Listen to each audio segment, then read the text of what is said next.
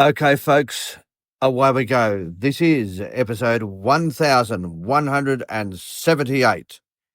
It's Blind Magic in Alice Springs, and I am your host, Murray Stewart. Well, are the dogs barking when it comes to Anthony Albanese, our Prime Minister here in Australia? Are they barking indeed? Another survey has come out in relation to crucial seats in New South Wales. This, of course, is in relation to whether or not the Labor government, led by Anthony Albanese, our current Prime Minister, can hang on at the next election, which looms fast, sometime early to mid next year. That is 2025. And that survey revealed that crucial seats will fall into the hands of the Liberal National Opposition, led by Peter Dutton. I personally think there's a lot of water to go under the bridge yet, and I think that the nuclear plan, the financial figures yet to be handed down by Peter Dutton, but apparently they will be delivered to us before Christmas. I think that could be a game changer, one way or the other. If I was a betting man, which I'm not, I still believe the Labor government will hang on. But one interesting part of what came out yesterday in relation to the survey is that the media are starting to float some names of possible other leaders of the Labor government. That's always a bad sign for any Prime Minister. Yeah, it's always a very bad sign when the media starts speculating in that manner.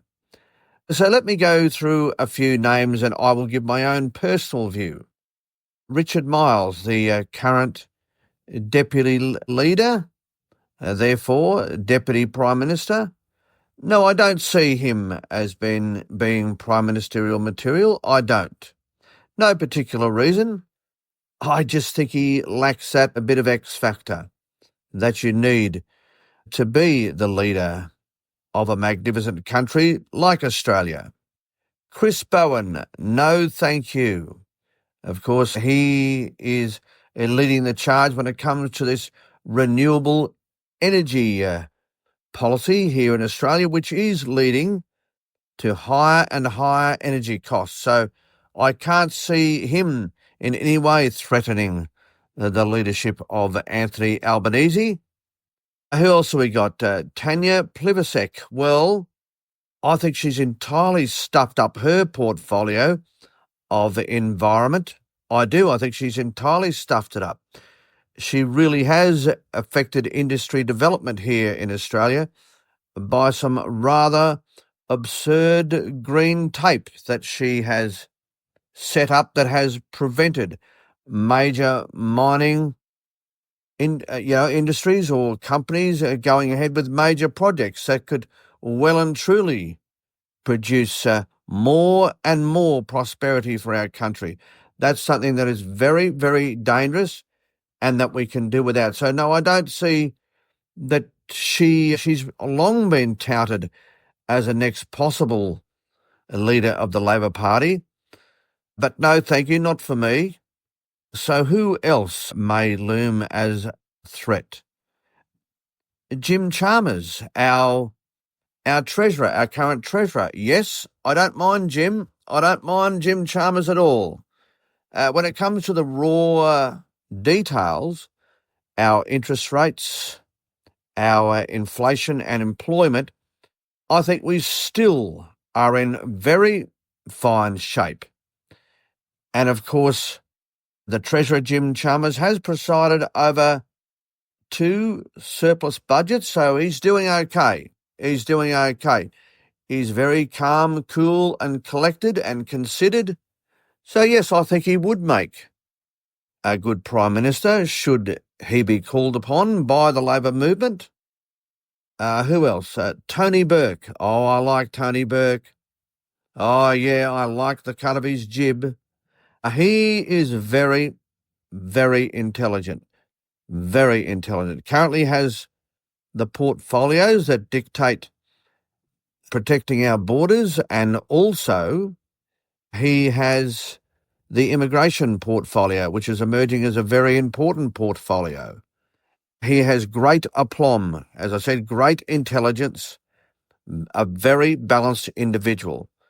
Yeah, I think he would emerge as a real threat to Anthony Albanese, and should push come to shove, he'd certainly have my vote, I can tell you. Good man, Tony Burke. Really good man. So who else? Chris Bowen, I've mentioned him. Jim Chalmers mentioned him. Tanya Pliversek. But yeah, I think Tony Burke. I think he would be a good Prime Minister. And I also, as I said, Jim Chalmers, okay as well. Yeah, they've got a bit of talent there, the Labor Party, they have, and so they should. They've been in government for a while, so there are ministers now who should be very comfortable at their desk and at their jobs. And in doing so, they have developed a great understanding of how a government works. Yeah, they're in cabinet, so is the race on to find a new leader. It, of course, is a far more difficult process these days to elect a new leader to the Labor Party. There has to be an agreement across the party, both at a parliamentary and also at a party level. So it's far harder to replace a Prime Minister these days if they do happen to be of the Labor persuasion. And that's probably a good thing. We need stability, don't we? We absolutely need stability when it comes to our governments, no matter which country we're talking about. But Anthony, I would be very, very careful if I were you, because these talented people, they may be looking to lobby for the numbers.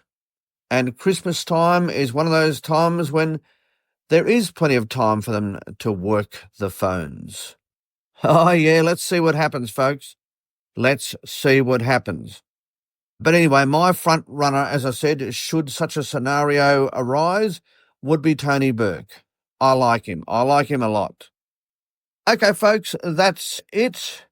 This has been and always will be episode 1178.